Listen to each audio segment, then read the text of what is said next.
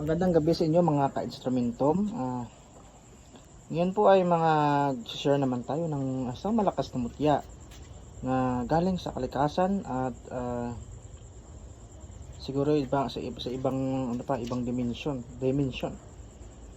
Iba kasi napaka-rare. Hindi siya talagang plastic, talagang ano siya. Rare talaga at real or legit. At napakabihira, meaning, diba? So mga ka-instrumentong, bago ang lahat, bago ko ipapangalanan yung mutya na ito at bago ko yung detalye nito is huwag nyo pong kalimutan na mag-like, share, and subscribe at pinutin na rin po yung notification bell para palagi po kayong updated sa mga in-upload nating video dito sa YouTube ng Instrumentum Divinum Dei. So, ang mutya na po ito is isa po itong malakas na mutya na galing sa ibang dimensyon. At ang pangalan ng mutya na po ito is Infinitus Dei.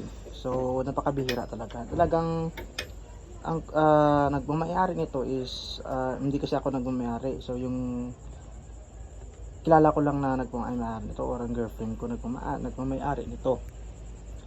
So, siya siyang special na divina at talagang nag-iisa lang to. Hindi to marami. Sakto lab no. Nag-iisa lang ni wala ka nang ibang makita nito para tulad nito. At malakas talaga siya. Malakas talaga ng mutya. So, ang bisa naman ito is tawag doon? Pangkalahatan.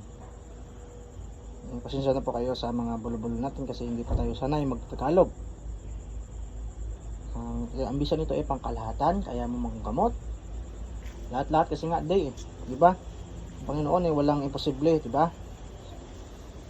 So, kailangan lang ito is kapag nagtatangan ka nito is pero hindi nyo naman tumatangan kasi nag-iisa lang talaga.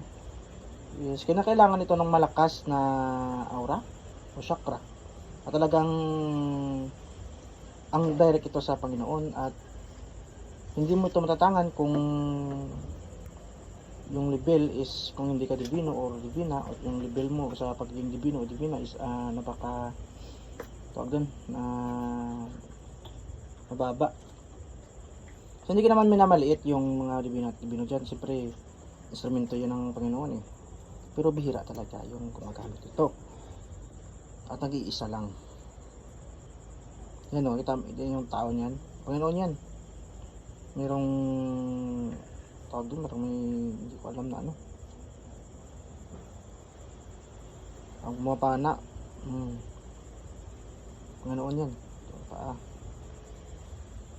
So yun lang mga ka-instrumentom yung share natin.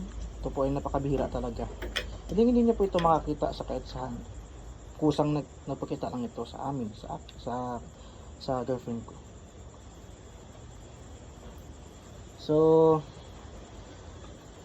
ulit po, huwag niyo po kalimutan na mag-like, share, and subscribe.